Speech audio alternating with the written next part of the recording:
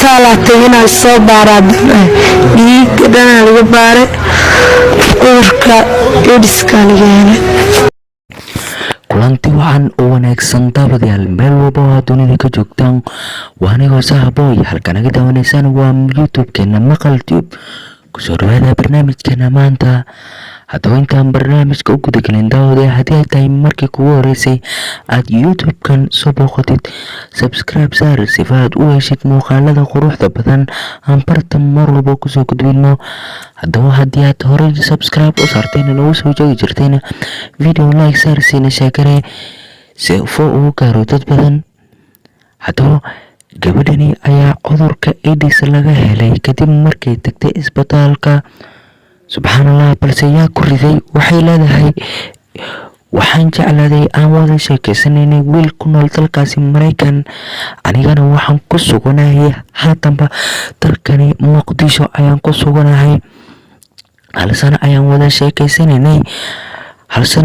sheekaysanaynay xiriir jacayl ayaan dhex maray, anigana waan jeclaaday, balse wuxuu dhahay waxaan imaanay Muqdisho ay soo dhaweey.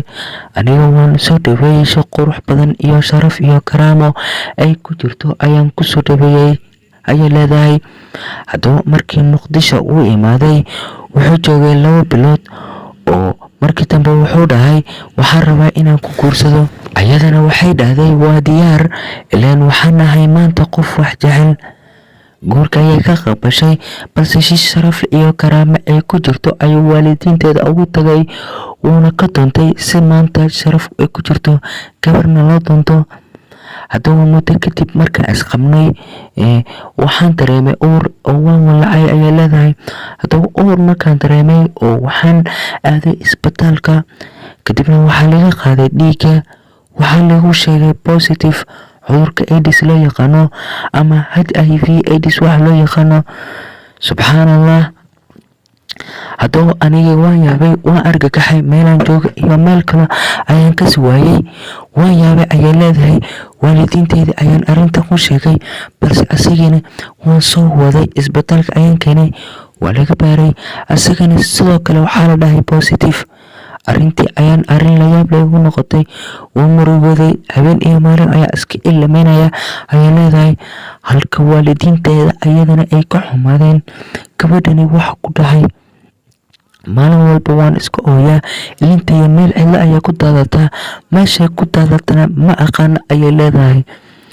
balse si kastaba ha ahaatee gabadhan ilinteeda daadanayso ayaa waxay leedahay ninkani wuu ugu khiyaamay ayay leedahay, goor ayuu u khiyaamay, waayo ma ogi aniga cudurka u hayo.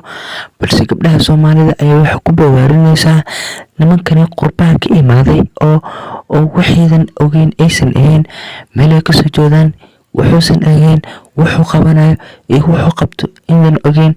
haddaad guursataan maanta midda aniga igu dhacday ayaa nigu dhacay ayay leedahay. kulligeenba aniga waxaan fiirinaya markaasi lacagta kale ayaan fiirinaya, sidoo kale halka jecel markaasina oo aan ahaa Mareykan ayuu ka imaaday, xooluhu waxna wuu iska haystaa ee iska guursa waayo qof la jeclaado iyo sidoo kale lacagada isku heshid wax ka fiican ma laho.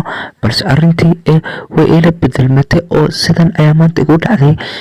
horaan loo dhahay shalaytii ugu horeysay way dambaysaa.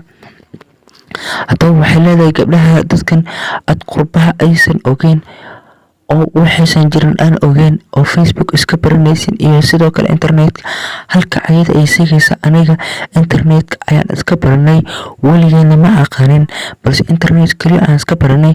kadibna markaan isbaranay oo waan isjeclaynay, kadibna waxaan ku heshinay guur, balse arrintan inay dhacayso ma ogeyn. halka gabdhaha ay ku bodaadinayso dadka Mareykan jooga oo maanta dadka saan u galayo iska day ay leedahay, waayo waxaad arkaysaa maanta qof Mareykan jiro oo gabar markuu soo doono ama uu dhaho wuu guursanaya, wuu farxumaynaya, haddana wuu iskaga tagayaa.